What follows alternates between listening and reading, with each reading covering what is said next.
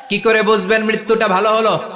এক নাম্বার আলামত আন-নুতকু বিশ-শাহাদা, মরার আগে আওয়াজ করে জিকির করে কেউ যদি পড়তে পারে লা ইলাহা ইল্লাল্লাহু মুহাম্মাদুর রাসূলুল্লাহ সাল্লাল্লাহু, এটা হচ্ছে আলামাতু হুসনিল খাতিমা। আপনার মৃত্যুটা যে ভালো মৃত্যু হয়েছে এটার আলামত। কি মৃত্যু? সবাই বলেন ভালো মৃত্যু আমরা চাই কি চাই না? ভালো মৃত্যুর এক নাম্বার আলামত কালিমা পড়ে যদি মরতে পারে। বিশ্বনবী বলেন মান কানা আখিরু কালামিহি লা ইলাহা ইল্লাল্লাহ, যে ব্যক্তির সর্বশেষ কথাটা হবে, বাক্যটা হবে লা ইলাহা ইল্লাল্লাহ, দাখালাল জান্নাহ, সে জান্নাতি হয়ে যাবে। সুবহানাল্লাহ পড়েন। এরপরে বিশ্বনবী বললেন আল মুমিনু ইয়ামুতু বিজাবি ইরকিল জাবিন, মুমিন যখন মারা যায় তার কপাল ঘেমে যায়। সুবহানাল্লাহ পড়েন। হাত ঘামে না, পা ঘামে না, মুমিনের কপাল ঘামে। সুবহানাল্লাহ। এজন্য কেউ মারা গেলে কপালের মধ্যে হাত দিবেন, দেখবেন ওই ঘামের মধ্যে একটা জান্নাতি ঘ্রাণ আছে। সুবহানাল্লাহ। আল্লাহ, আমরা যখন মরে যাব আমাদের কপালটা যেন এরকম ঘেমে যায়। আমিন পড়েন আর জোরে আমিন। আল মুমিনু ইয়ামুতু বিআরাকিল জাবিন, মুমিন মারা গেলে তার কপাল ঘামে। কপাল ঘামলে বুঝতে হবে এটা ভালো মৃত্যু, ইমানি মৃত্যু। চিল্লায় বলেন ঠিক কিনা? এরপরে বিশ্বনবী বললেন ফি লাইলাতিল জুমা, জুমার রাতে যদি মরে, আও ফি শাহরি রমাদান, কিংবা রমজান মাসে যদি মরে, আও ফি সাফারিল হজ, কিংবা হজের সফরে যদি মরে। বাংলার জমিন থেকে অনেক হাজিরা হজ করতে যায়, অনেকে ওইখানে যে আরাফাতের ময়দানেও মারা যায়, এরকম হাজি আছে না নাই? খুশনসিব, এটা খুশনসিব। আলহামদুলিল্লাহ পড়েন। এরপরে বিশ্বনবী বললেন মাউতু শাহাদা, আল্লাহর রাস্তায় জিহাদ করে কালেমার বাণীকে উপরে তুলে ধরার জন্য কেউ যদি শাহাদাতের পেয়ালা পান করে, শাহাদাতের মৃত্যুর চাইতে ভালো মৃত্যু আর হতে পারে? শাহাদাতের মৃত্যুর চাইতে শ্রেষ্ঠ মৃত্যু আছে নাকি? কথা বলেন। আমরা শহীদ হতে চাই কি চাই না? আমাকে শহীদ করে ওই মিছিলে শামিল করে নিও, আমাকে শহীদ করে সেই মিছিলে শামিল করে নিও, যে মিছিলের নেতা মীর হামজা, খোবায়েবে খাব্বাব, আল্লাহর কাছে তারা অতি প্রিয়, শামিল করে নিও, আমাকে শহীদ করে সেই মিছিলে শামিল করে নিও। পড়ে না? শাহাদাতের তামান্না যেই মুমিনের অন্তর নাই, অন্তরের ভেতরে নাই, ওই লোক কি মুমিন হতে পারে নাকি? মান সাআলাল্লাহ শাহাদা, বিশ্বনবী ফরমান যে ব্যক্তি আল্লাহর কাছে শাহাদাতের মৃত্যু চায়, বাল্লাগাহুল্লাহু মানাজিলাশ শুহাদা ওয়া ইন মাতা আলা ফিরাশিহি, কেউ যদি আল্লাহর কাছে শাহাদাত অন্তর থেকে কামনা করে, রব্বুল আলামিন ওই ব্যক্তিকে শাহাদাতের মর্যাদায় নিয়ে যাবেন, যদিও সে বিছানায় পড়ে পড়ে মারা যায়। বিছানায় পড়ে মারা গেছেন, কিন্তু অন্তরে কামনা ছিল আল্লাহ আমারে তুমি শহীদ হিসেবে কবুল করো, শহীদদের কাতারে আপনারা দাঁড় করায় দিবে কে? ওমরে ফারুক বলতেন আল্লাহুম্মা রযুকনা শাহাদাতান ফি সাবিলিক, ও আল্লাহ আপনি আমারে আপনার রাস্তায় শহীদ হিসেবে কবুল করেন।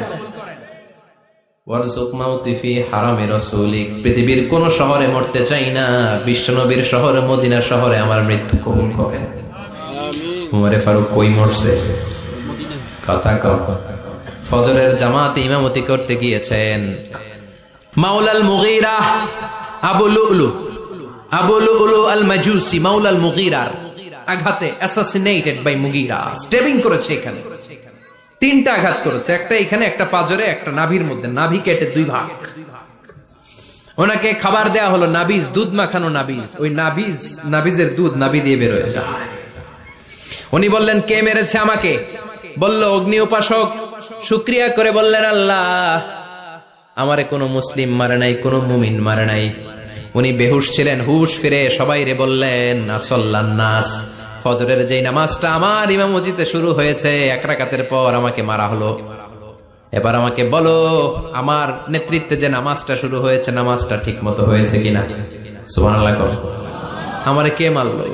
কে তোমাদের খলিফা হবে? কি হবে আমার আব্দুর রহমানের আব্দুল্লাহর? এগুলো নাই, প্রথম কথা ছিল মানুষরা নামাজটা পড়েছে কিনা। সুবহানাল্লাহ।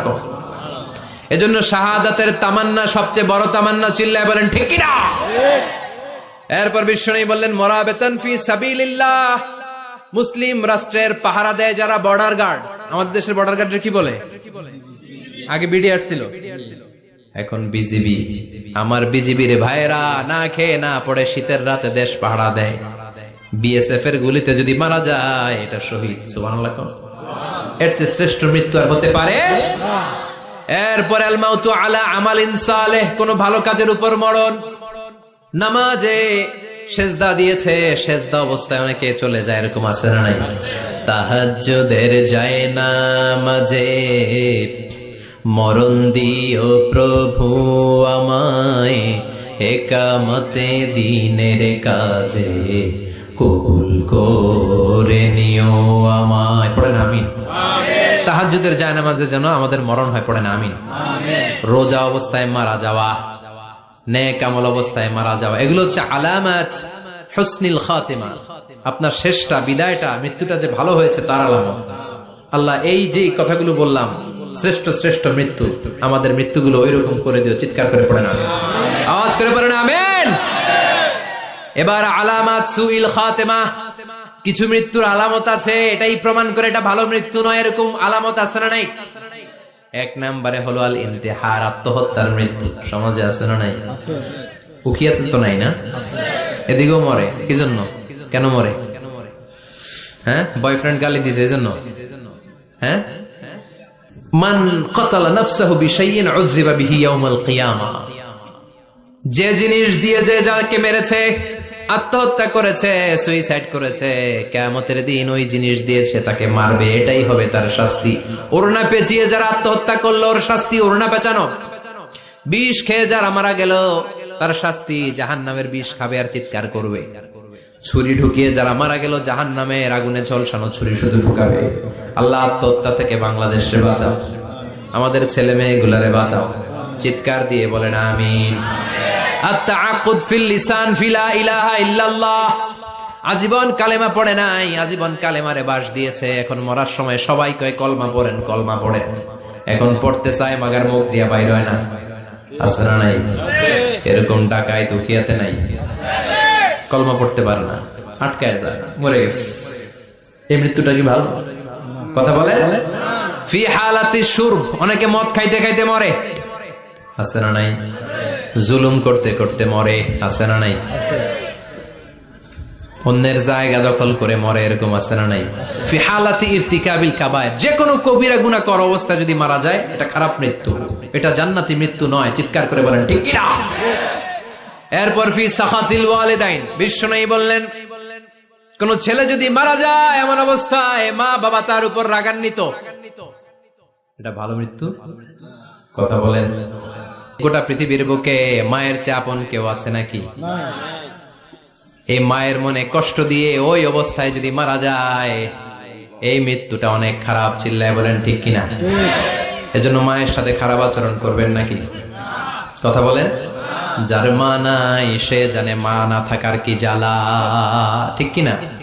যখন রাত্রি নিঝুম এই চোখে ঘুম, একলা শুধু ঘরে তোমায় মনে পড়ে মাগো, তোমায় মনে পড়ে। যখন রাত্রি নিঝুম এই চোখে ঘুম, একলা শুধু ঘরে তোমায় মনে পড়ে মাগো, তোমায় মনে পড়ে।